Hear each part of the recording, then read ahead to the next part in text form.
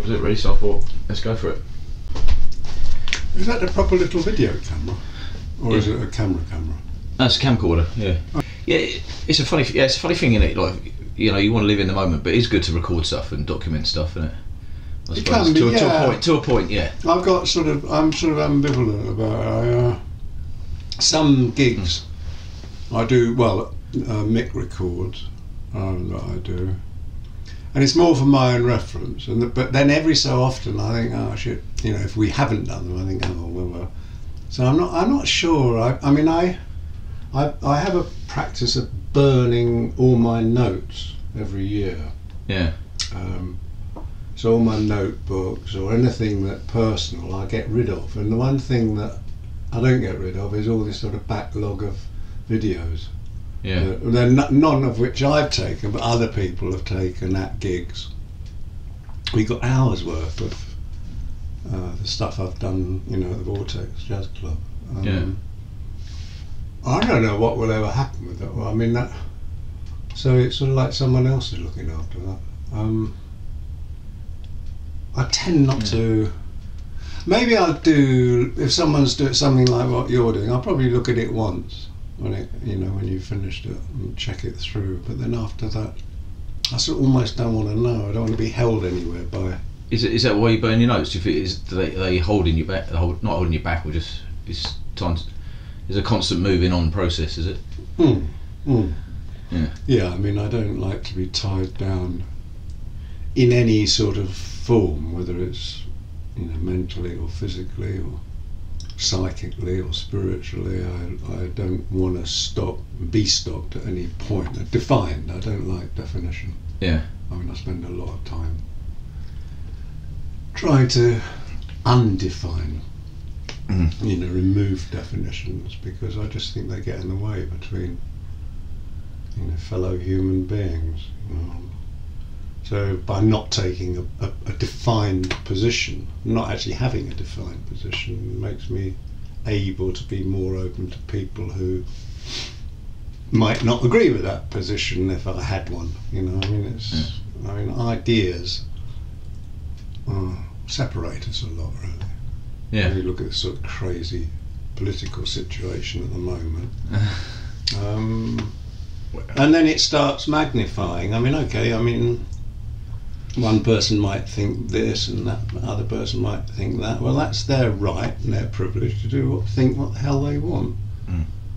And I think if we respected that a little bit more, because then we'd be able to talk, you know. I mean, it's this sort of polarisation. You're a right-wing fascist or something, I can't talk to you. Well, that's ridiculous. I mean, that's the person one should be talking to, if you like. No point in talking to people who know what you're talking about, because they already know what you're talking about. So, I mean, do you think people want to be defined? Do they define themselves, or do they feel like do they think they have to define themselves? They have to pick a side, and what? I think they do, because it's fear. I mean, people want to belong.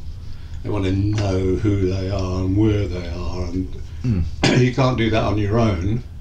Well, you can actually, but I mean, generally speaking, within the sort of framework that we live, we're taught that you can't do it on your own. Yeah. You know, you need. The only reason we need anything is other people are exploiting us. You know, it's because of sort of like work slavery. Yeah. You know, there's sort of definitions that are required to maintain a workforce. Yeah. You know, like bung them all in some crap estate and tell them, you know, and you know, instruct them that they're no good, so that, you know, they haven't the intelligence, they haven't. That's what they're taught. They're not taught to have an intelligence. They're taught to accept that there isn't an intelligence available to them, etc., etc. Yeah. All of that sort of nonsense. And potentially, each one of us are born with the same possibilities as anyone. You know, we're absolute blank slate. It's a good time to talk about this at the moment with what's going on. Well, I mean, is it? I mean, is this the craziest time in politics, or is that silly? It just seems like. No, I think it is. I mean, it's the most humorous. I mean, it's like Alice in Wonderland, isn't it? I mean, Alice in Wonderland seems quite tame compared to absolute madness. So, but it's funny, man. I mean, it's so crazy. Yeah.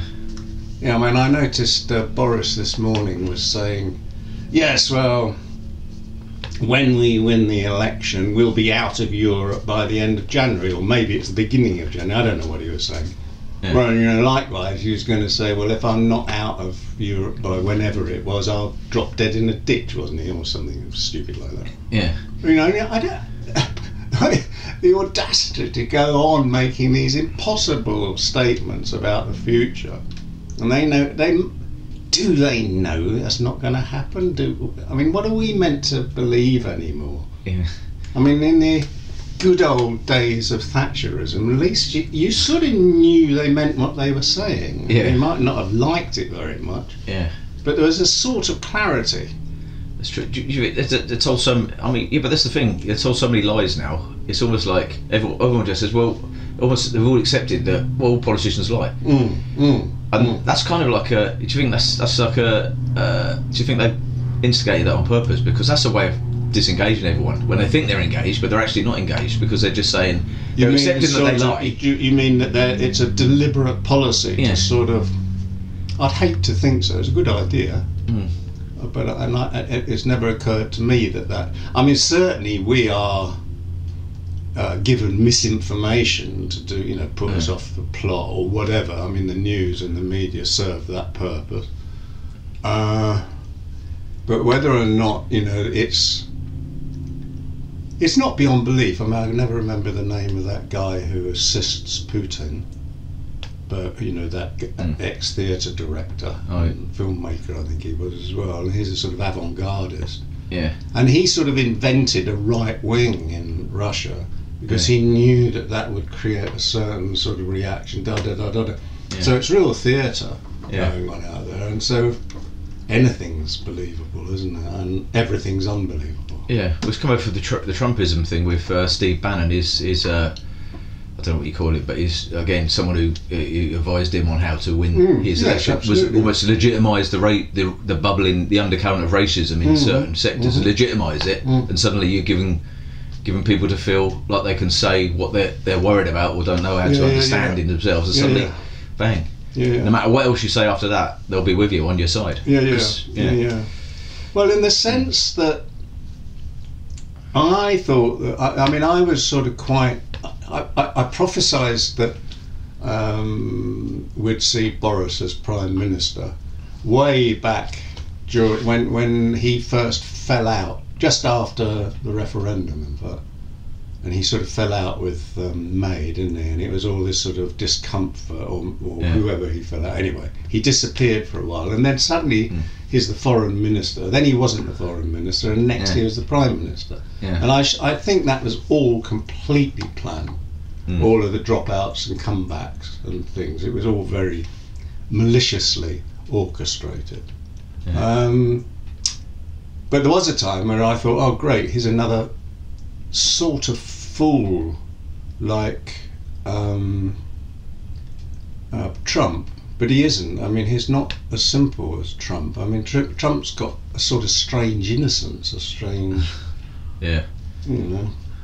He is genuinely a fool, bumbling around, fucking up things and other things, not afraid to speak his mind, but he's speaking his mind. Yeah. And he's like he's almost childlike in the way he needs approval. He is, and he gets very upset when people don't like him, which is crazy. That's right, yeah.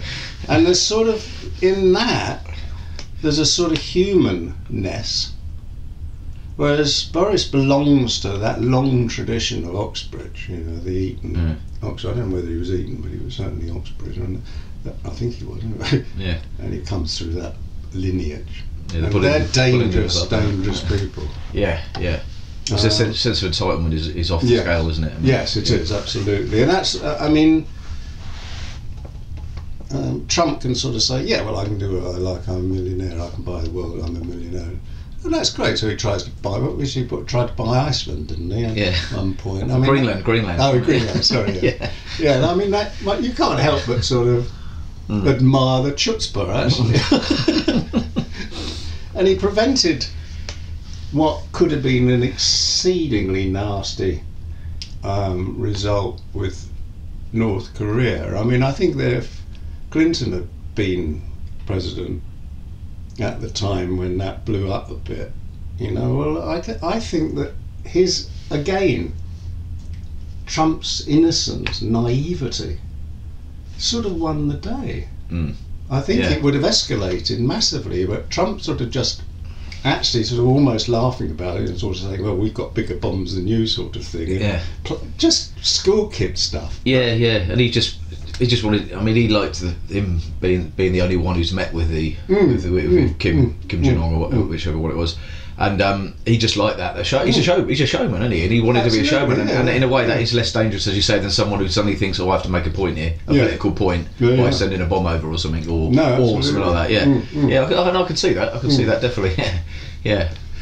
And I also feel that what Trump has allowed was the opening up of the voice of middle America. You know, no longer do the sort of liberal elite of the coasts rule supreme, which they have ever since I've known. Yeah. So that's a breakthrough. It might. I mean, and I've got sufficient faith in human nature to know that breakthrough will strengthen. The sense of community, the strength of peopledom in the long run. There's a lot of mucky business on the way, but well, now I know what people are feeling in that area. You can maybe have a look at the reasons and the problems why when they've just been ignored. Totally, you can see that. I mean, you can see it in certain parts of this country. Yeah, you can. It's crazy. Yeah, I mean, which you sort of suspected was bubbling on, but didn't realise how much resentment and that there is there. You know. Well, it's that north-south divide, and that's been blown out of all possibilities by the sort of Brexit thing and the it's all so horribly and maliciously separated. I know, and the traditional Labour supporters are turning on Labour. Yeah. When with Corbyn, they've got the most left-wing guy ever, which is what you thought that's what everyone wanted, and now you realise they didn't. Maybe that's not quite what they want, or how they're being. It's been how Corbyn's been portrayed to them, and they turned on him quickly, very quickly. You know what I mean? With a chance of, with that old bit of inject a bit of nationalism into people, and off they go. You know what I mean? They take that over anything. Sure. You know that feeling. Everyone wants to feel special, don't they? I think they all want to feel special, and you give them a chance to be Brexit. Let's move on. We're going to be Britain again on our own, away from Europe, and suddenly I feel special again. You know, I have to worry about what's going on elsewhere in my life. I feel special again. You know, what I mean, sometimes it's as simple as that, isn't it? You know? It is really. But, I mean, do you feel any alignment with Corbyn? No, I mean, with Corbyn at all? Do you feel anything he says? Does he come across? How does he come across to you, Corbyn? Now we're talking about like specific leaders, like. Well, within a narrative that I have got no interest in or respect for, which is the sort of capitalist democratic narrative, which is what we all supposedly are living within, like it or not in my name, all this sort of nonsense. He's better than most. It's a bit like Foote was he seemed a sort of kind and gentle person in the wrong job, but and I genuinely think that Corbyn means what he's saying, but I mean it's laughable, really, to imagine that a lot of the things he's been talking, or some of the things he's been talking about, are going to be allowed by the City of London, or the bankers, or anyone else. I mean, that's the end call, or the military. The other sort of undercut, or MI5 or MI6 or whoever, all the big powerful voices. They're very isolated and on their own, really, in a way. So he can say what the hell he likes, but what he can do, did he get a chance of doing it, is another story entirely. Because then you're up against the big guns. It's all right telling the people what to do, but you can't tell the capitalist overlords what to do. Yeah, no, that's true. You have to go to their party and accept what you're going to do on their behalf, basically. That's what it boils down to. Yeah. I've resisted the phone department. I mean, I resisted emails for a long while. Yeah. But then eventually thought, well, so that's actually the only form of communication I do. You have a mobile phone for when you're out? Do you just No, I don't. No, Okay. actually, which is increasingly becoming very difficult. I mean, I got caught in mid-Wales when I was going to the retreat. I got out of the train in this little sort of village railway stop in mid-Wales. Yeah. No telephone, no taxis, no buses, and I was 10 miles from where I wanted to go, and it was pissing down the rain. Yeah. So I went up the local supermarket. It was a little, wee little corner shop, really. Yeah. And I said, are there any bus taxi services around here? Oh, I don't know. Oh, yeah, there is. And they gave me a number. And I said, are there any phones around here? Well, yeah, I think there's one around. So I went around the corner. Of course, it didn't work. Yeah. Just incredible. So in the end, I had to hitch it, which was fine, but it was, peeing down, etc., etc. Yeah. And, I'm aware that life is now, everything's now developed around the fact that people do have phones. Yeah.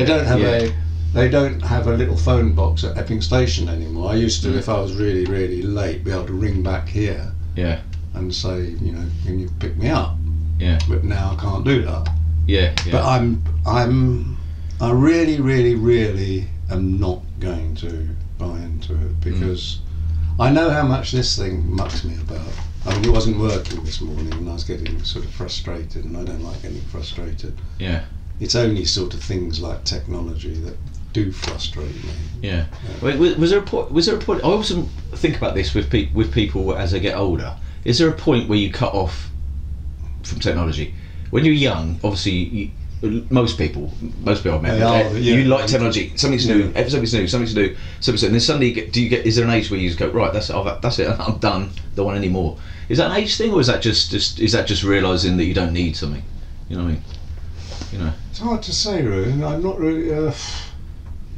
I remember my dad became increasingly not liking the world he lived in.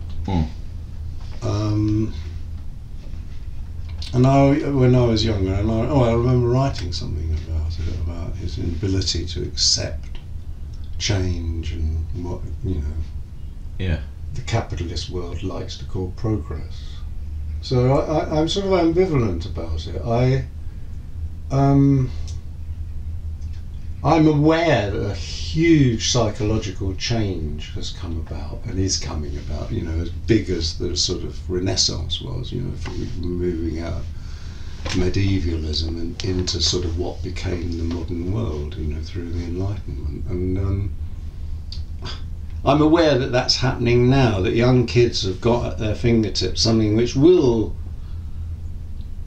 create good, because human beings ultimately create good out of things, not bad out of things. And I hear lots of people, particularly in my generation, say, "Oh, the kids don't do anything," but they're very critical. But actually, if you actually collar one of those kids, the degree of intelligence and sus seems to me really, really developed. They're very alert, very aware, just because they're not out doing what we used to think was an intelligent thing to do. Yeah.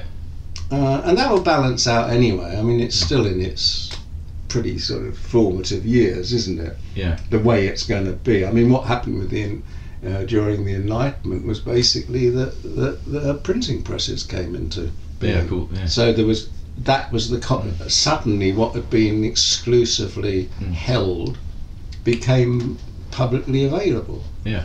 Well, in a way, that's what the net's done in a much more extreme way. I mean, you don't need if I want to know how to cut corrugated plastic, there's 30.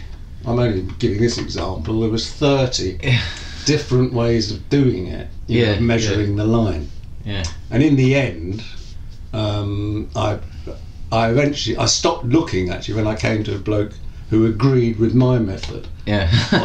Because I was thinking, is there a better way of doing it? And all the other ones seemed to be rather silly and with great danger of cracking the plastic. Yeah. And this one, and that sort of showed to me, in everything we're looking for ourselves. Yeah, that's You true. know, in every question we ask, whether it's cutting plastic or Yeah. Well, you're moving into the realms of confirmation bias there, aren't you? yeah. But yeah, no, it's funny you said about the everyone makes fun of these people who do YouTube channels, you know. Or a plumber will go do a YouTube channel and you make fun. Then, you know, then I need to depressurise my boiler the other day, and luckily there's 4 people going, hello, I'm Johnny, and that's right. I'm going to show you how to, and it is, you can laugh at them, it's great. And I thought, well, that's done. I mean, it saved me £100 calling a plumber. Yeah. You know, it would have done, you know, or whatever. You know, it was just turning a few things to make sure it's the right valve, and you know, blah blah. It's great. And Thank God for these people. There's a strange sort of empowerment in that, because actually those people are sort of saying, well, take a good look at yourself and you can do it. You know, I mean, it's sort of like the whole DIY thing, which has sort of come about, and I think that come about through that technology, and kids, you know, no longer. You know, they can actually have a good studio and produce good, you know, really pretty classy productions in their back room. Yeah, oh God, amazing. Yeah, that's fantastic, because it means that the record labels, who are sort of you know, capitalist wing of the music world, you know, are pretty much out of a job. You know, I mean, they are becoming out of a job. Everything's download. You don't have to go out and buy stuff anymore. That's great. You're not using up resources either. Yeah. In the same way, etc., etc., etc. So, you know, there's a sort of that's the sort of, you know, what do they call it? The cloud, the sun shining behind the clouds. When there are golden linings, every cloud has a golden lining, and it sort of does, I think. And I actually make a big effort, if someone comes in with a cloud for me, of finding the golden lining. I'm not really I know that things are awful, and I know that there's horrible poverty. I know all of that. Yeah. You know, but I think the way of helping to change that is to positively engage in that which is positive, that has, you know, some degree of empowerment about it. Yeah, I mean, and I think that, you know, that guy going, hello mate, you know, I'm going to show you how to fix your boiler. That's great, it's fantastic. That's great, you know, that's us actually sharing ourselves in a way that, rather than, could you come, I'm 60 quid for a call out, you know. Yeah. Well, when I watched that, I found the guy so endearing. It made me feel so nice. I ended up watching a couple of other of his videos that I didn't even need. Just because I thought, it's great. These people are so this person seems so happy. I just want to be around people like that. So I watched a few more of his videos on some other stuff that I didn't probably never need or ever again. It was quite funny, like, But I think it's great that people are around. But I mean, as you say about about getting a message across, just that occurred to me. I've had this conversation with people about comedy and humour, and about what subjects you shouldn't tackle in humour. But I said to someone, when I was talking about when you make jokes about a horrid situation, in some ways, if you talk to someone about, and you just keep telling them about how horrible this is, and this has happened, I think it's a natural thing a protection thing, or maybe in your brain, to zone off for that. Yeah, but it's interesting what you're saying, because actually a far greater protection thing is to join in the chat, the negative chat. Yeah. You know, I see it here sometimes. You know, a few people might be around, and generally speaking, you'll head to, oh, it's awful how this, and it's awful how that, and did you hear that? No, everyone's sort of, you know, slowly, you know, flat. Well, that's the easy option. Yeah, right. And it's the safest option. You know, because you're not going to say, oh bollocks, you know, I'm not able to be concerned with specifics. Yeah. If I am concerned with the specifics, I'll get on a plane or a bus or a train and go and do something about it. Yeah. If I've had that specific feeling. But to sort of, we know what's wrong, you know, and you can just about say everything within the sort of capitalist Western democracy structure, narrative, is fucked. It doesn't work. We've seen that. The 20th century proved the total inadequacy of that way of thinking.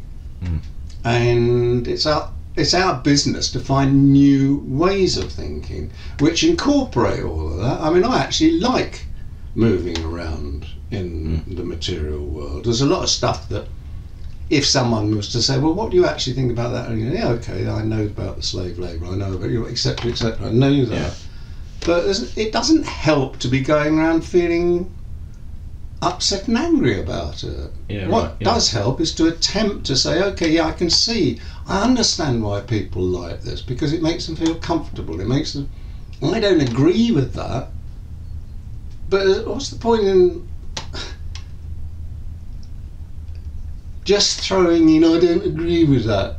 It's my job to find, or our job, to find something better, something which works, something which offers something which has some sort of fluid reality about it. Yeah. And I don't think any politician can do that, because actually it's already conditional. This is how I think, and this is how we think. And that's the same with religion. This is how I think, and this is how we think. You know, so the I becomes the we. I mean, not in my name. Or if that whole political trick of democracy, which tells you that you're an important part because you can put a tick next to someone's name, is an absurdity. It's a hype. You know, actually, the only thing you can do is put a cross against everything and walk out. To remain in any way able to move around with some degree of freedom. You know, all forms of definition, any form of definition, whether it's calling yourself an anarchist or calling yourself a Christian or a Jew or an anything, is going to create upset. It has to do. Yeah. Because if you call yourself something today, you could be something different tomorrow. And Well, you could totally, be something yeah. the day before. Yeah, so yeah. how can you be anything? Because you No, can change your mind absolutely. tomorrow. Yeah. You know what I mean? You could be a vegan today, Yes. and then suddenly you go somewhere and you say, "Do you know what? I'm actually fancy a bit of cheese. I'm going to eat a bit of cheese." So, does that mean, I'm not a vegan, or I'm a vegan, or was I a vegan today, or was I a vegan yesterday? You know, it doesn't matter. No, absolutely. You could still be something else. You could still be the same person with the same values and the same moral ideas by eating that piece of cheese or not eating that piece of cheese, but you're not anything. You don't have to define yourself, because if you do, it can become a burden. It can become. Well, it becomes a burden to one, and it can be a terrible burden to others. You know, as sort of any sort of bigot will prove. I mean, someone who's just not going to budge one little bit, regardless of anything, regardless of common sense, let alone a decent sort of discourse. I mean, that's madness. And it's sort of living like a dead person, isn't it? I mean, if you already know what you've got to say, if you already have defined your entire being, I am this and I only do that, then, well, what are you alive for? You're alive to sort of challenge yourself, firstly, and most deeply. Yeah. And if you manage to come up with any decent sort of answers, maybe you could challenge other people with the answers you came up with. But the main job is to come to terms with the sort of mess that we are ourselves. Yeah. I mean, is it like the sort of whether the system, as it were, or a system or whatever the system, but the way they tell you have how you progress through life, you know, growing up, the things you do, is that what, you know? And then it's no wonder people are, when they get older, they're scared of any change, because they're so conditioned to be that way. But we should be embracing change all the time, naturally, and also you should be changing your mind all the time. You know, and it's natural. You can't just decide on one thing and that's it. You might change it. You could change your mind about a subject 3 times in a day, or you could change your mind over a 30-year period. Yeah, absolutely. But I think by sort of seeing that what we call systems, you know, I mean, in Crass, for example, we used to talk about the system. Yeah. You know, the term I use now is the narrative, you know, because I think that actually is, the system is only a narrative. It's a set of words which have been used in a particular way to command and control other people. And that's what we're dealing with. And, you know, and the moment one removes it from being some sort of physical construct by saying it's the narrative, it's actually just what people say and what people are convinced by and how people are convinced by. But one actually moves into the field where you can say, okay, so yeah, that's just an opinion. It might be opinion with some very unpleasant consequences within the material world, but nonetheless it is only an opinion. We can deal with the opinions. We can't deal with an army of 1,000 coming over the hill. We're not going to be able to deal with that. But why are the army of 1,000 coming over the hill, is because of these firmly held opinions. So that's what we need to be looking at, not opposing the impossible. There's no point in attempting to oppose the British Army or the British police force or any of the institutions, even Oxbridge and all the rest. One has to challenge that with some deeper intelligence, with indisputable argument, where people are unable to deny it. They might be able to sort of put on the theatre of denial, but yourself, you can touch people. You can touch people in a very deep way by engaging with them in a very deep way. And at some point, there's this sort of strange silence, a sort of strange. And that's the point when you've touched each other. And something changes with that. Something, whether you change the sort of flavour of the vape I'm using, that actually is no real change. The real change is sort of when something actually just goes, and I melt a little bit more into life, rather than compound a bit more my idea of life. If that's simply compounding a set of constructs, and anything that breaks down one's belief system, which is only a set of opinions, and most of them are second hand, because most of us still live around, we're given a name, we're given a race, we're given a nation, we're given a religion, we're given all of this, and most of us live with that for the rest of our lives. Why? You're clearly not that. I'm only that Jeremy John Ratter, which is what I was born through someone else's ideas, and the education I was given, someone else's ideas, the religion I was supposed to follow, someone else's ideas. Yeah. Why live on someone else's ideas? We have got our own, but they take some getting to, because they've been so sort of sheltered and armoured, and walls put around them, and we're told we're not allowed to think that way, or we're not, whatever, heresy. You're not allowed to question basic thought. How do you think it started going that way? I mean, I don't know. Go back to. I've always thought about when people say, well, go back to the old days. I wonder what it was like when we were first getting together as in sort of humans research, sort of coming together in different places. And they said, well, they're all tribes then. It was all tribal then. But what tribal means to me is you get a tribe of people and you come together and unique. But in the beginning, the whole tribe could have been the whole of the human race. Yeah. So it could have been. Yeah. It could be a good thing being tribal, having them tribal feelings. But we've been separated. People have made it separate. Yeah, you can be good with these people, but you can't be together with those people. And where did that start? Do you think that come in unconsciously, or I haven't a clue. There was a guy, I can't remember the name of the book, but the title of the book, but his theory was that when we were nomadic, people were moving around the world, and then he gives an example of when the people went down the Americas to wherever they stopped and found it inhospitable and started coming back. By the time they got back, the people that had stopped there had to some degree encircled their land, made it their territory. Right. And he, as I recall it, and it was quite a long time ago I read the book, he was asserting that was the beginning of sort of like definable conflict. I don't know. I tend not to. I sort of feel confident about talking about the period since the Renaissance, because effectively that's the way of thinking that I've had to suffer.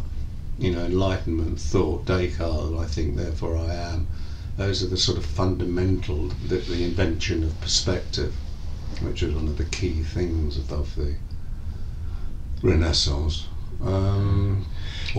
Yeah, I mean, I think a lot of studies now are looking more into the physical aspects of the brain, how that's changed. You know, I mean, they're looking at that in criminals now. They're seeing that you can spot. It's to do with, it's the old nature and nurture thing, isn't it? It's, you know, people still have that debate: is anyone born evil, or is it a product of their environment? They're proving now it can be a mixture of both. Is going to take the people to the extreme. If you're born and your brain is certainly underdeveloped in certain places, the places that you know, control empathy and stuff like that, and then you have a traumatic thing that happens in your childhood, then you are literally going to be, if you want to put it 90%, you know, you're going to be well high. You're not going to have any fear, you know, but your reward network needs rewards quickly. You're basically going to do something wrong in your life because you don't have any fear, you don't have a fear of consequences, you don't have any empathy to other people, and you need a quick reward rather than look at long-term game.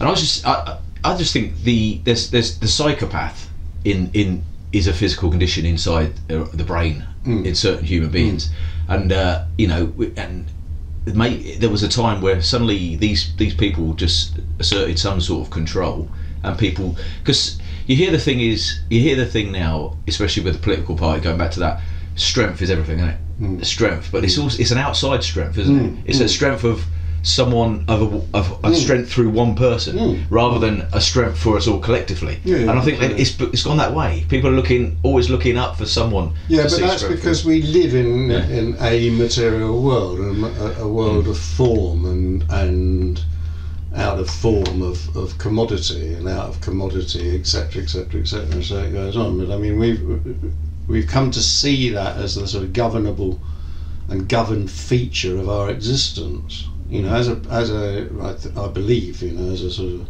newly born, you can't define the difference between that tree and that box, because there isn't any difference. Because how do we separate those things? We separate them through the naming, through words.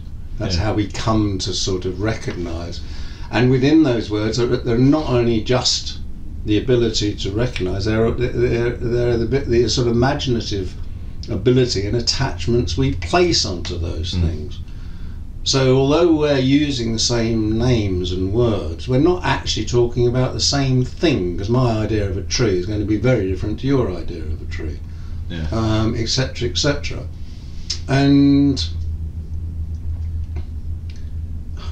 I have no idea, but before the Enlightenment, before we were operating on the I think therefore I am principle, which was the dominant principle of the Enlightenment, where people were much more inclined, as I imagine, to not be aware of that I in that way. I mean, that I didn't exist in Japan, for example. There wasn't an I as we understand it. Right.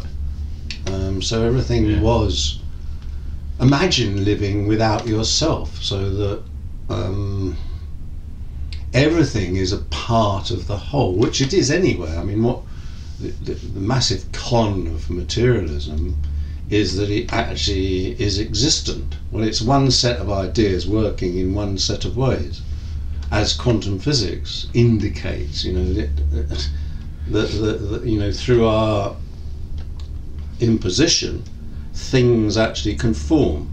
You know, particles can form. I mean, particles can be any number of things, and they only become a specific thing when we engage with it. Yeah. Well, I think that's what the material world is, and it's bloody difficult to deconstruct that. I mean, I've probably spent the last 20, 30 years of my life, you know, working on exactly that, the deconstruction. I can still see it, but it doesn't have any importance to me anymore. You know, I'm not, you know, I still water the plants, and I still fall in love, and I still do the things that I always did, but none of it actually has got any true reality. You know, the true reality is the void out of which all of these things come. There's a great Buddhist, I'm not a Buddhist by the way, but there's a great Buddhist saying that, you know, who are you before your parents were born? You know, and it's sort of, that's it, you know.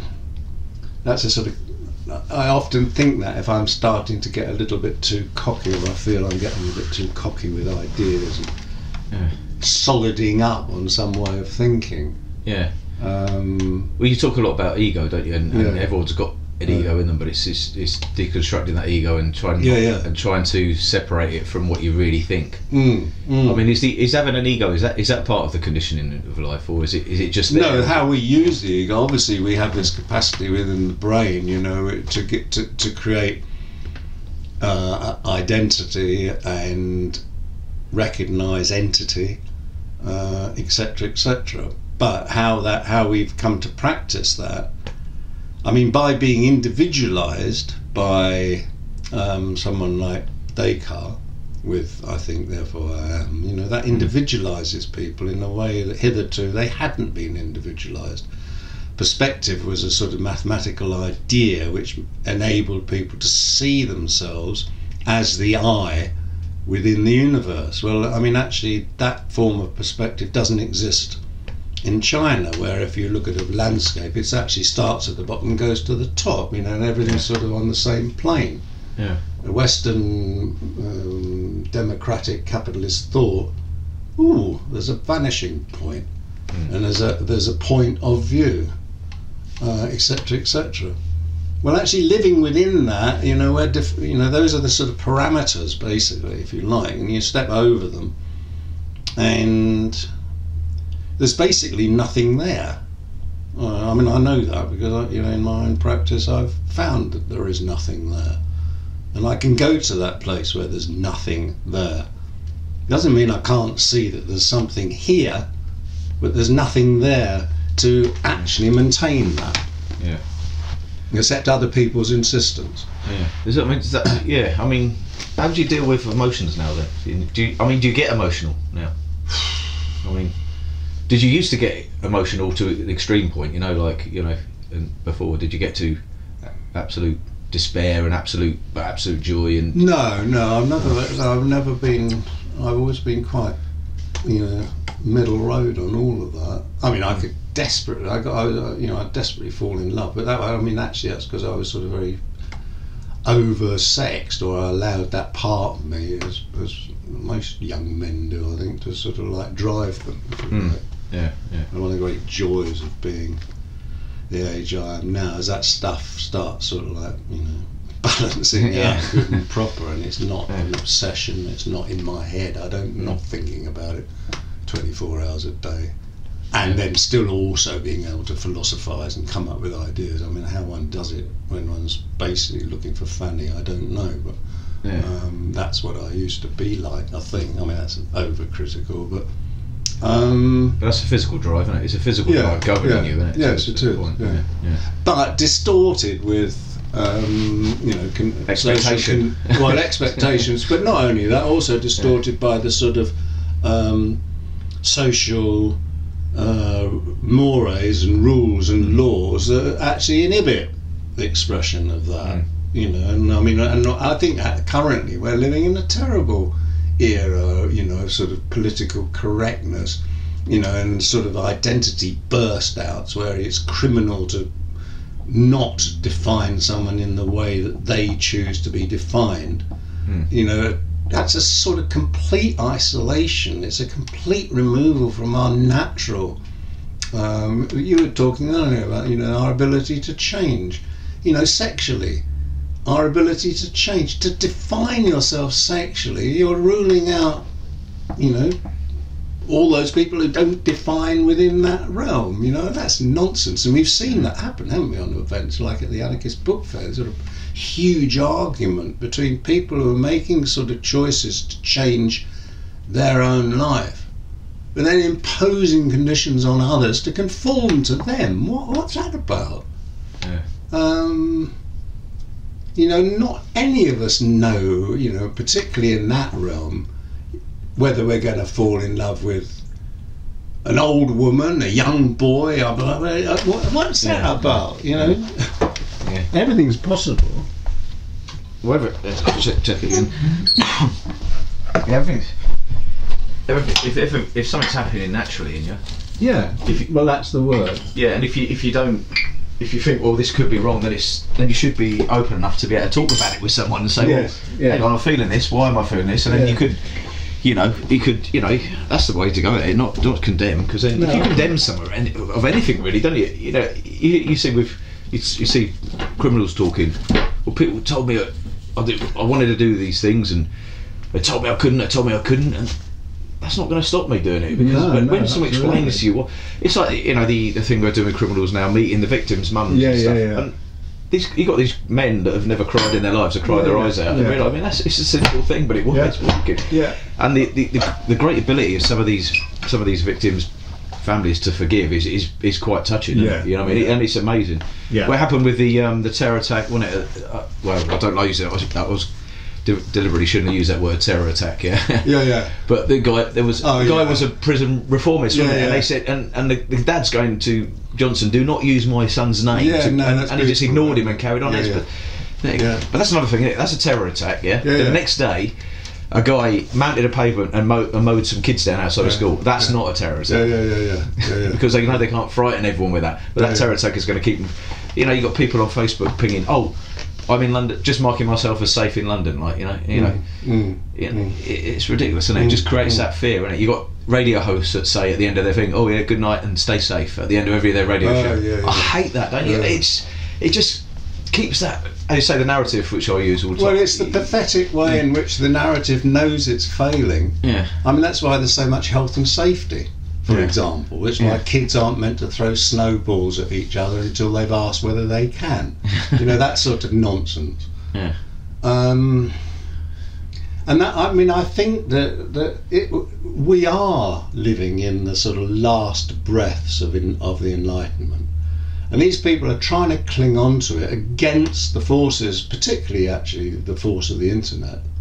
Yeah. People are not having to listen to these people. They're looking elsewhere, and sometimes they look the wrong place, sometimes they look the right place. Who's to define that? Yeah.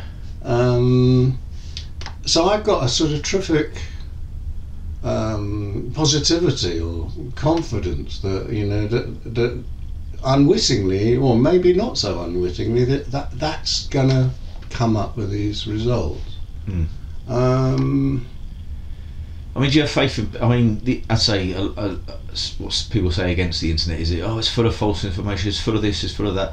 But people can make their own decisions up about it. And I think most people who go along with the false information know that it's false information. Well, for example, the most read book in the world, which is the Bible, is a massive false information. Cool. Yeah, we don't sort of say that. In fact, to say that, you're liable to end up in court, for blasphemy, as we almost did with Reality Asylum. Yeah. So, that's an absolute nonsense. Yeah. We're living in a sort of completely false reality, and when people sort of say, don't you think that kids nowadays are living in a virtual world? Well, what are we living in if it isn't a virtual world? Yeah. And it's a much more interesting virtual world, the ones that the kids have got available to them now, or I've got available to myself now.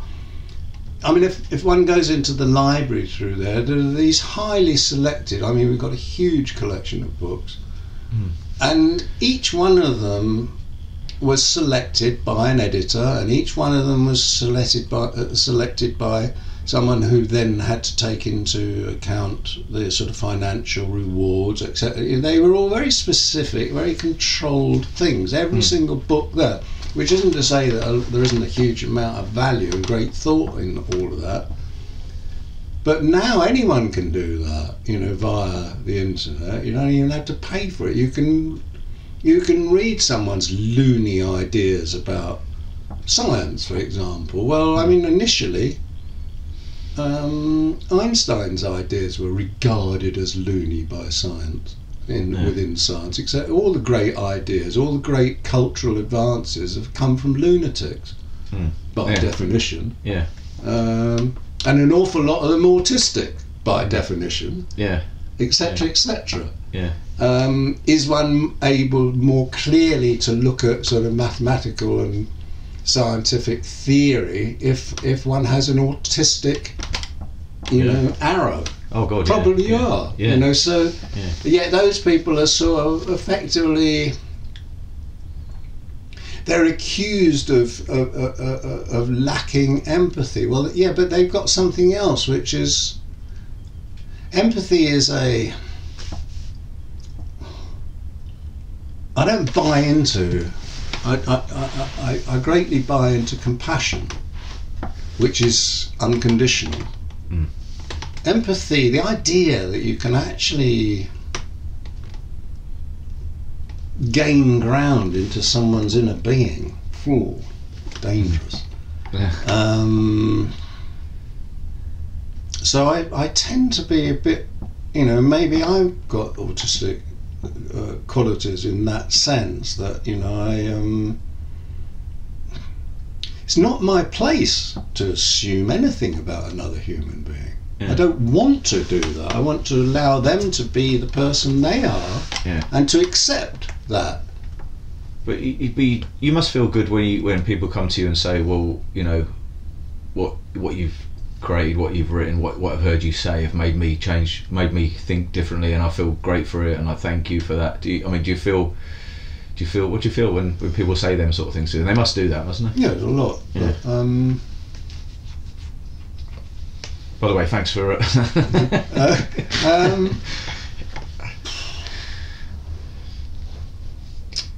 trying to think what I feel, and I'm trying to be honest in my response. I mean, if I was to say I don't feel anything, that would be very sort of, you know, it sounds like a sort of negative thing to say, but it isn't. You know, I accept it. Yeah, I accept what they're saying as being what they feel, and I guess I probably feel the same to one or two. If I was to meet Walt Whitman walking along the street, I'd probably want to go and hug him and say, well, you know, you changed my life, which he did when I was about a 15-year-old. Yeah. So I can understand that. I mean, I don't see it as a endorsement, or I don't see it as platform forming, if you see what I mean. Yeah. And I suppose you got to worry about then feeling obliged to them, that you don't say anything in the future they're going to hate, because you can start a relationship, can't you? There's a relationship with someone who loves everything you stood for, saying crass, like, and then the things you've changed later on, they come up and go, oh, you come and meet someone now and you've changed your mind, and they come with a preconceived idea of what you're about still now. That must happen as well, doesn't it? No, that doesn't. No. Oh, right. No, I mean, I mean, a lot of people at gigs, for example, where I'm not actually talking with people, you know, I mean, I sort of soon cleared the hall of any sort of punks who might come along to the sort of gigs I do now. Yeah. It's very rare that, you know, any sort of people, and I had to say that would be the sort of people you could define as punks, because how do you define what a punk is? Yeah. You know, well, I mean, the people who are still wandering around looking like punks, sort of thing, you know, which is a bit dinosaur. You know, they sort of don't exist within, you know, my dialogue. I mean, I don't have dialogue with them particularly because they're not interested in what I'm doing, which is fine. I mean, I'm not asking them to be interested. I'm not asking anyone to be interested in what I'm doing. I'm just doing what I do because I believe in what I'm doing. Yeah. Well, I don't actually believe in what I'm doing because I am doing what I'm doing. Yeah. You don't need to believe in what you're doing, do you? Because you're doing that. Yeah. And just following the scent, really. Which is all I was doing, you know, 40 years ago with the band, you know, just following the scent. I wasn't trying to impress anyone. I wasn't trying to sell records, and I wasn't trying to be a rock star or anything like that. I was just interested in sharing ideas. And sharing means allowing people to say, what a load of old nonsense, you know, well, that's great, you know, that's their privilege. And actually, when someone does say, what a load of old nonsense, then they can really attract my interest if they've got something better to say, and often that has happened. I thought, wow, yes, of course, you know, I wasn't seeing it like that. I sometimes engage in sort of quite a contentious dialogue with people because I'm actually respecting them. I don't argue with people I've got no respect for. You know, I'll only sort of start questioning them, but actually we're being mildly contentious, or quite more than mildly contentious, if I sort of respect what someone's saying, or I think, that could work. I can see that's another.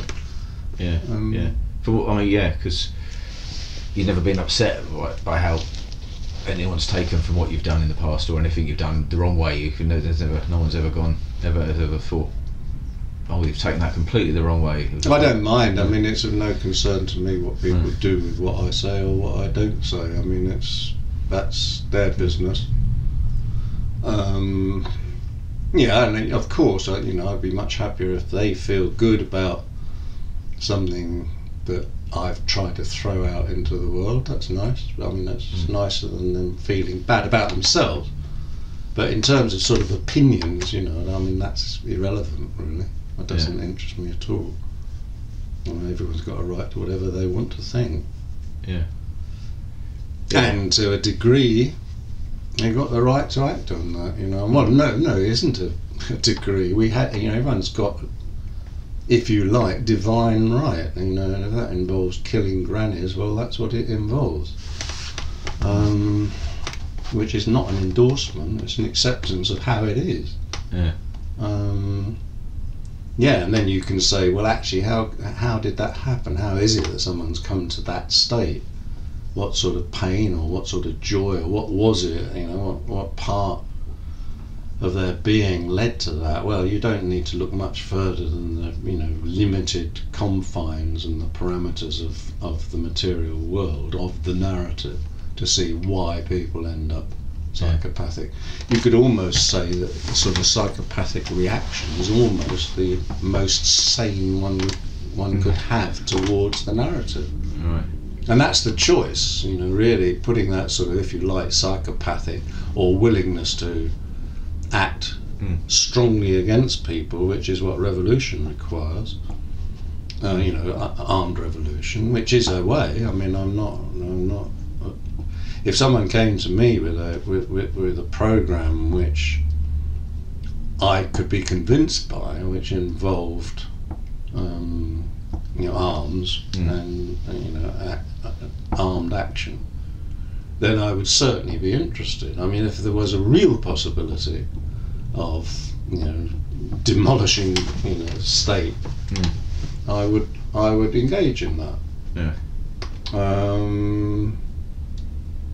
As a possibility. I mean, whether or not I'd go through it, I don't know. But what I'm saying is, I wouldn't outright say, no, I'm not, just because I've been a pacifist all my life, effectively. Every so often thinking, well, hang on, there was a time when, it was a time of the miners' strike and the IRA, etc., and I sort of thought, why aren't we getting together with these people? Why, there's a chance here. And I don't know to this day whether it was a mistake not to have gotten involved more, to move out of our own little shell of reasoning, which was very much designed to allow people to think what they wanted to, even back in the day, or push people into thinking what they want to do, actually. Because the miners might have liked the ideas that Crass had, but it was separated because everyone just defined it by the music, didn't they? I said, well, you can't like them because listen to their bloody music. Well, hang on, that's not the point. The music wasn't really the point. How great it was, but you could have got together. Well, we've got the same ideas. We don't have to listen to the music. We can just be together and get something. No, absolutely. I mean, the music was just a particular platform to use to express the ideas. But I mean, because we were always very conscious of what we saw in those days as a responsibility, we wouldn't engage. I mean, we had sort of people like the remains of Bader Meinhof coming over to see us, or people from the IRA. We had those contacts, but we never developed them. And we certainly never developed them in any idea of action, because we had to take responsibility for what we were doing and for the effects of what we were doing. And the moment one allies, you know, when actually then suddenly, you know, the young kid who's sort of buying into these sort of ideas that we were promoting is then going to have to buy into ideas which we couldn't endorse. We might be saying, well, actually it would be a, you know, revolutionary advantage if we all joined together. We never did think that, but I mean, there's times when I wonder where, if we had have thought that, we could possibly have tipped the balance. Yeah. I mean, because that time, you know, 80 through to 84, 85, the balance could have been tipped. Oh yeah, yeah. And so I don't regret either the course that we took. I sometimes wonder whether that, you know, was choice of, you know, the comfortable life. The comfortable life for the next. You talk about the, sorry, I just maybe think Thatcher. I think Thatcher's biggest, like, you know, play of the cards was to see the working class. You know, I don't think them terms are relevant now, working class now, but at the time it was. This was the why don't you buy your council house? And suddenly, as soon as everyone went, oh, I can buy my council house, and suddenly, oh, I can be one of them. And it's all, and I think, I don't know whether it was really thought about that deeply, but I think that's what really I saw when I saw people buying their council houses. I see a whole change happening, and I thought, well, hang on, this would be good for a while, and now house prices are ridiculous, because there's nothing to counter it. You know, everyone has to buy. Well, there's no council houses to go into, so they can charge what they want for the houses. trouble is that within the narrative and within the framework, I tend to think that what Thatcher did was, I mean, she obviously didn't do her homework properly, but I think I do believe it was with good intentions. Why should the sort of wealthy bourgeoisie and the upper classes own everything, and at the cost of the working class, which was the case? Yeah. And she was saying, well, everyone's got the right to own their own home. And actually, I think within the narrative, that's true. Because if you don't own it, you're going to be bloody vulnerable. Well, that's what happened with this place. You know, I never wanted to own the house. I completely believed that the best thing was just we have space and we share it. Well, I had to move from that being the case. You know, I wasn't the owner of the place. I got my name on the lease when we first lived here. Yeah. So I was the individual responsible for seeing that the rent got in, which was minimal. But I mean, and owning, you know, suddenly it was like a wall came up, and it wasn't around the house. It was in my bloody head. I mean, it's the only time I've ever been seriously depressed. Yeah. After having won this amazing battle and got the place and knowing that it was secure and safe, on an individual and personal level, I was devastated. I'd gone against everything I'd ever believed to defend something which I totally do believe. And it wasn't until we came up with the idea, which didn't take long, of putting it into trust, that actually I started calming down again. I was able to say, good, no, I can give it back, you know, and that's what we're working on currently, is sort of moving it into trust, and it will no longer be mine and G's, which it has been for the last 10 years or 15 years, however long it is since we were forced to buy it. And we were forced to buy it or get out, basically. That's what it boiled down to. Or be thrown out. And we'd developed something which was a haven, and I mean, the day that we signed the papers, you know, I'll probably either die on that spot because my job's finished, or I certainly know I'll be freed of something which has really tied me down in my life. And it only started, it didn't tie me down when we were just renting it from the farmer next door and all that sort of stuff. It was great, you know, and it was peanut rent, and often he didn't bother about it anyway. The moment we went into ownership, which was, I think it was about 15, maybe beginning of the century anyway, it just changed the whole picture and dimension of my being. But that's where I come from. But I mean, I acknowledge that within the narrative, I think it was bloody good that, you know, working people could buy their own house and actually feel a dignity within the narrative. Well, it's all gone wrong. It all, we know that it was hopeless. It was but I don't actually believe that it was a deliberate attempt to destroy the working class. I mean, I think what she did with the miners was far more relevant in that sense. And you're absolutely right. You know, that idea of the working class no longer exists, and that has had frightening results. Really, that a sense of community has been destroyed. You still find, I feel, there's still pockets of it. You know, certainly, you know, the further north you go in England, the more there is a sense of community. Down here in the southeast, there's no sense of community whatsoever. No. Except on Christmas Eve or something, if you go to the market or something like that, you know, people are playing, you know, they can get into that particular theatre within the narrative, etc. Have you noticed it even worse since the... I just heard a noise on that thing, that's right. Yeah. No, have you noticed it even worse since the Brexit, all the Brexit stuff? I mean, that seems to have, I mean...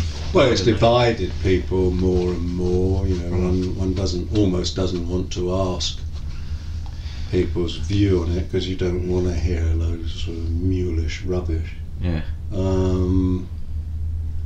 mean, I even got slightly involved in having, you know, being completely removed from any sort of narrative within, you know, political narrative. Got sort of slightly interested and found myself, you know, reading bits of stuff about it and getting, you know, like getting into the soap opera. Yeah. And actually, well, I have to say that was, you know, up until quite recently, I was having been on retreat for 8 days, you know, coming back, you know, and it hasn't taken hold again. I'm so glad about that, you know, sort of free, sort of typical, you know, like one starts becoming one's own ideas, you know, so, okay, so, I wonder what Boris is doing today, you know, and you're sort of creating this sort of horrible chrysalis of doubt and fear around, you know, the divine light of one's own being. Well, back to the phone to me, because that's a nightmare thing. I try not to do it, but the phone, you can just flick on your phone quickly to check what's going on. It does become like another addiction, doesn't it? Yes, it does. I mean, like watching. I mean, you don't watch much TV, any TV. No, we don't. But you know, but just you you get into a series and a box set, and then and now you can watch 8 episodes in a row. And, you know, days gone. I mean.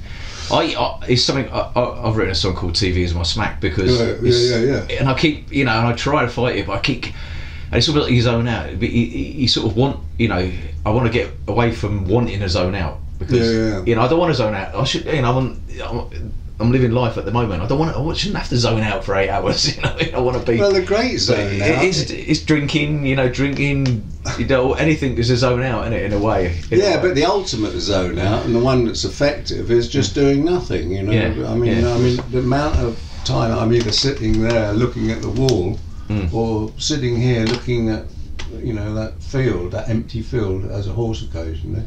Yeah. There's a little pheasant walking across there, and blah blah blah. At the moment, 2 pheasants would probably be a load of them. And that, what do you? I couldn't ask for more. That touches my heart. Oh yeah. You know, to stare at a blank wall when meditating. I mean, I can't describe what it does, but the most real thing it does is say it's okay. It's okay. Yeah. But do you ever get asked? What do you do for entertainment? I mean, what do you do? You know, I mean, I don't believe in. No, I don't. I don't buy into entertainment in any way whatsoever. I think entertainment's an utter waste of time. Yeah. But do you still like watching people perform in a live situation? I never had particularly liked it. I've always been very specific about what I might go to, and this, you know, I need to. I really don't like being bored by things. Yeah. That just seems pointless. I could sit in here all day and not be bored because I'm existing. Yeah.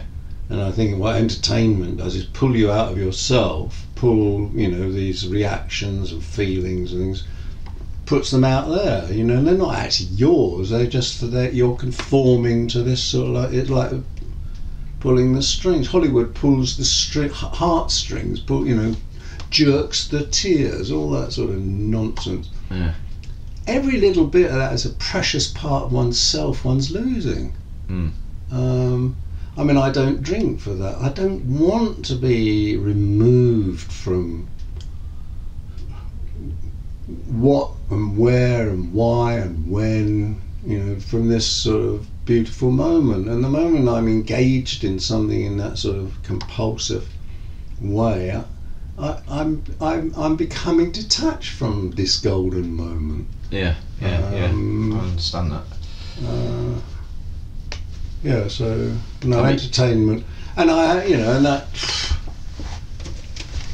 I mean that gains, sort of critical remarks of being a boring old fart because I don't want to go to the pub, or I don't want to do that. I don't want to waste my time. Something might happen in my life. Yeah. It's not going to happen in the narrative. Did you ever go to a football match? Yes, I did. As a matter of fact, when I was at art school, I used to go to West Ham. I was a West Ham follower. Oh, right. Back in the day, at Bobby Moore. And I must say, in those days, football was proper football, and if you like, I'm better say like a really old geezer now. But I mean, the idea that actually most clubs were local guys. If you went to see West Ham, that was what it was. You know, I don't understand modern. No, but you understand. You understand why people get together in a little. It's good if people can get together for an hour and a half, watch a game of football, then immediately they walk out the door, switch off from it, and it's don't let it dictate the rest of your week like it seems to. I mean, they've got like a radio channel now called Talk Sport, and they literally talk about the Saturday's game for 24 hours a day up until the next game. I mean, it's great. It's insane, isn't it? But I can find myself listening to it for a couple of hours because when I'm driving for no reason. Watching anything where I can get engaged in watching a football match because I love seeing skill. Yeah. In the same way, I mean, it's funny, isn't it, that it's not really acknowledged, but a lot of building sites have little viewpoints in the hoardings around them, don't they? So you can see what's going on. Yeah. And I love watching bricklayers. You know, I love watching anyone who knows what they're doing. Yeah. You know, and I'm not. The sort of sharpness and accuracy and care and all these things which we actually have forgotten as being important parts of our life, because most of the stuff is just bought and consumed, not actually created and engaged with. So, I mean, I can be entertained with nothing, really. Yeah. Yeah. In fact, I can be more entertained by nothing than I can by anything else. Yeah.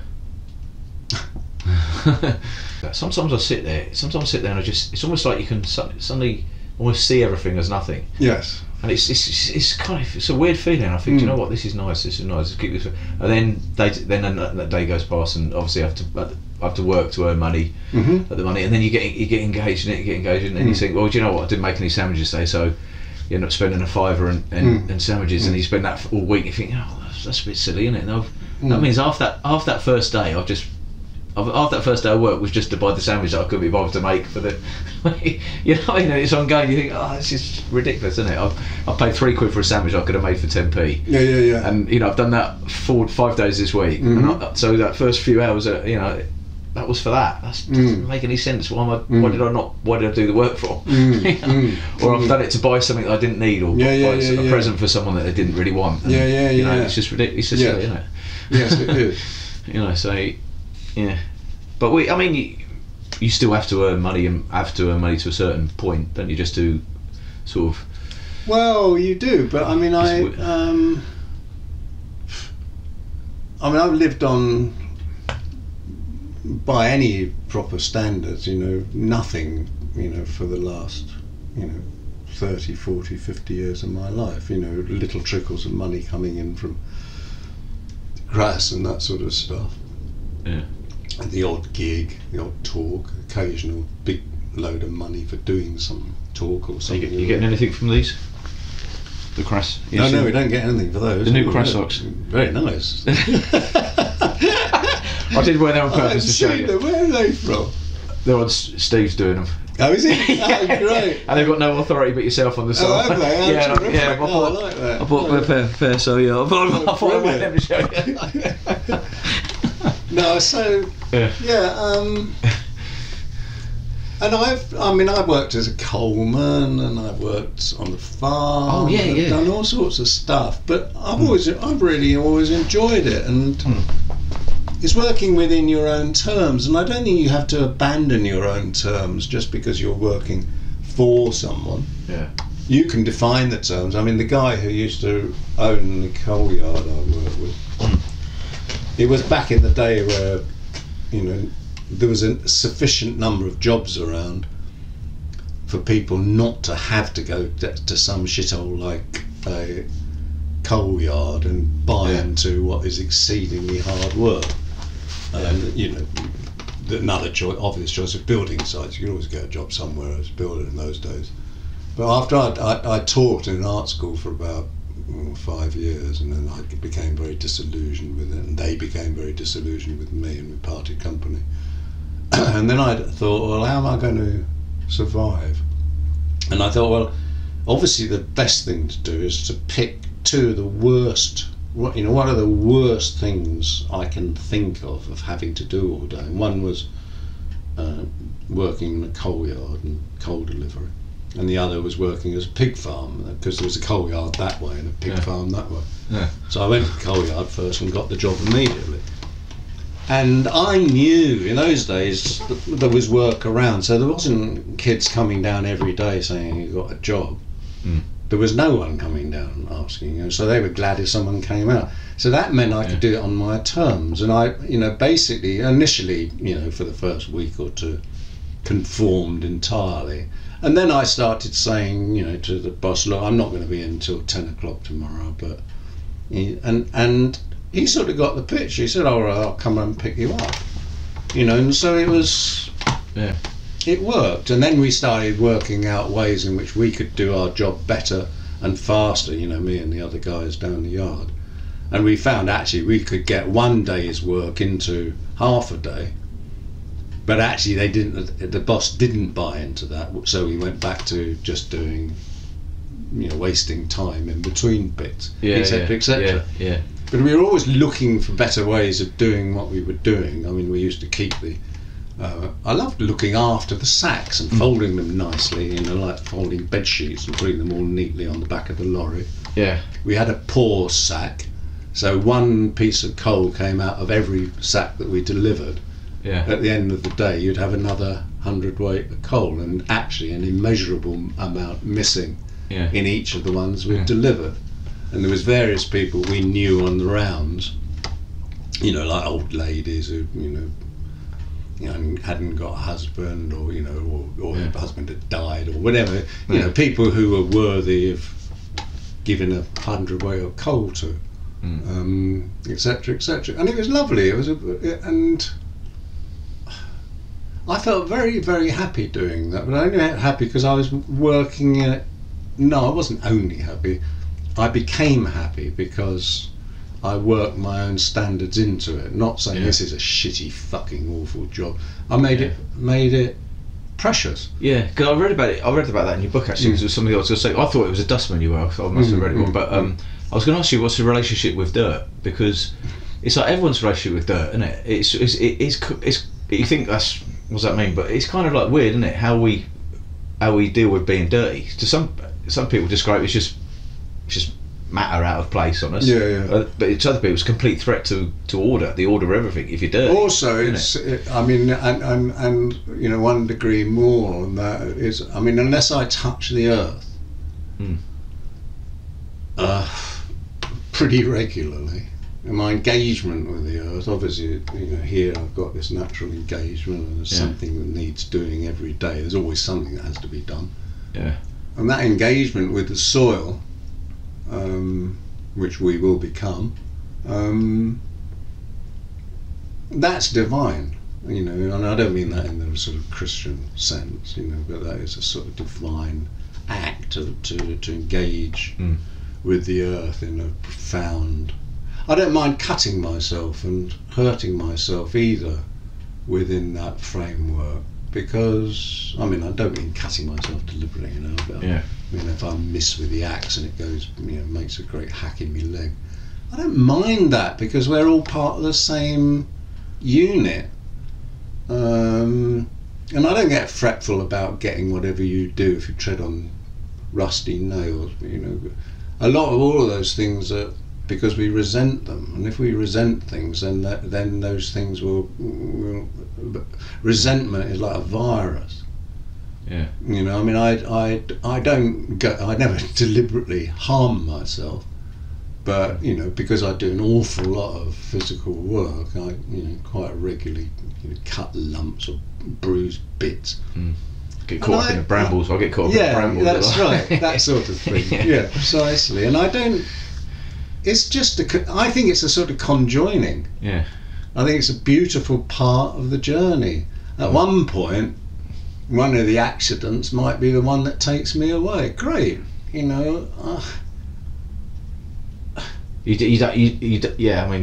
believe in anything after we die. No, well, I don't believe or disbelieve. I'm just not actually interested. I think I'm interested in.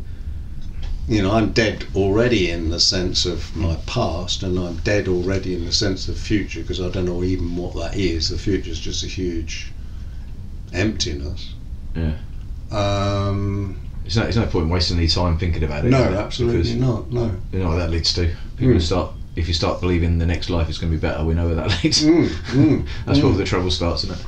Yes, it is. Go to India and you'll see it. I went to India on a sort of spiritual mission, and I hardly off the plane before I realised the mistake I'd made. Because on a par with the British class system, the caste system is the most vicious, malicious social institution that exists. Yeah. Sort of national apartheid, apartheid working within a sort of framework of one people.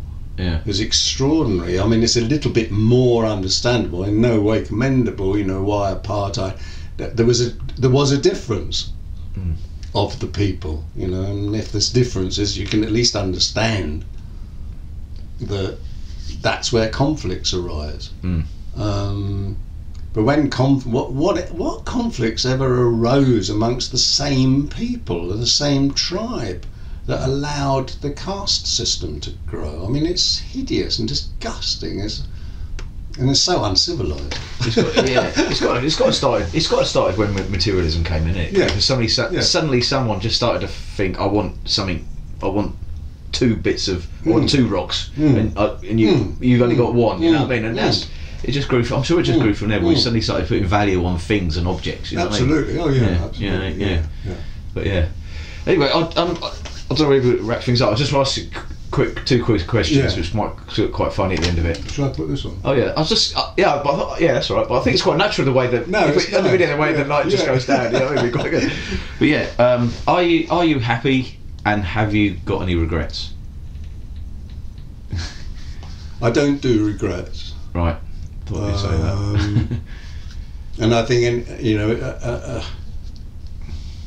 even the slightest regret has to be, if one feels that, then one has to act upon it, and so that one doesn't have regrets. There was a time when at the end of every day, when I wasn't as busy as I am nowadays, and it was pre-crass in fact, but I used to at the end of every day think, what haven't I done? What that I should do? And maybe it was to apologise to a neighbour for not saying hello that morning, or I hadn't put away a cup, or I hadn't, all those things. So every night when I went to sleep, and it was a lovely period of my life, it was about 7 years where I was able to live like that, where nothing was ever left undone. Yeah, right. And resentments actually are just undone things. They're not actually having apologised, or anyone, even if it's not direct. No, it should be directly, but. So no, I don't have any regrets in my life at all. Did you used to write lists of things to do? Yeah. I used I do that all the time. Yeah. Do you know what? Then when I don't get cross anything off the list, it bugs me for ages. Like, Yeah. so, let's just stop doing Well, I it. have a friend who actually writes lists the same, and she adds bits to it so that she can cross them out later when she hasn't actually done anything. Oh, right. Yeah, yeah, I think I've done that. Just to make you feel good. Yeah. Oh, I've done that one. Yeah. Happiness is. I prefer the word joy. Joy doesn't have the same sort of expressions, physical and outlet that sort of happiness does. But I mean, they're one and the same thing. But and I have a very, very deep sense of joy. Yeah. And I feel really privileged to live. You know, not as me, just to be a part of this. Yeah. Sort of, and to engage with it in a sort of questioning. It excites me to engage with it, and it excites me to be disillusioned when someone comes along and says, "Yeah, well, it doesn't work like that. You have a look at this." And I go, "Oh wow, yeah," you know, and another little door opens, you know, and I read an awful lot, and I listen to talks. I use YouTube quite a bit for that, listening to people, you know, putting forward their views.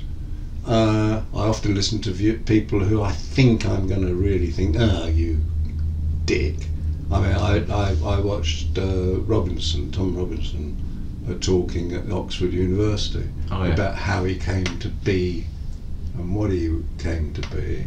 Yeah. You know, and I felt sympathy. You know, and it doesn't mean I agreed with the outcome, but he helped explain how someone ends up being the person he was. You know, and he was probably bullshitting a bit and you know, feathering it around. Yeah. I think it's important that, I mean, I do tend to look at the demons. I mean, I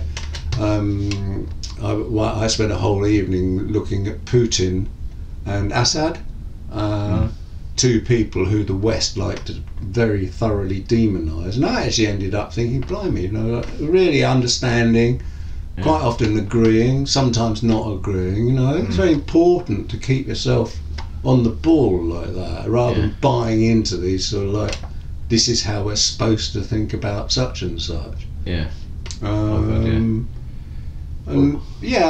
So I find life is so exciting, and the less organised it is, the more exciting it is. And I mean, when I went on this last retreat, I thought, well, I had to buy some rail tickets, but beyond that, I didn't know how I was going to get. It was only 10 miles or 15 miles actually from the station to wherever it was. But I winged it. I got on the wrong train because I was meant to get on the 12:30. I got on the 10:30, and no one minded that. Sort of, you know, just play it by ear. But is that different from wanting to live in chaos, though? Is it? I think it is. Because there's something about. I mean, I don't want to live in chaos. I want to live in nature. You know, and nature conforms, if you like. I mean, that's probably not quite the right word, but you know, the grass grows because the rain falls, or it doesn't grow because the rain doesn't fall.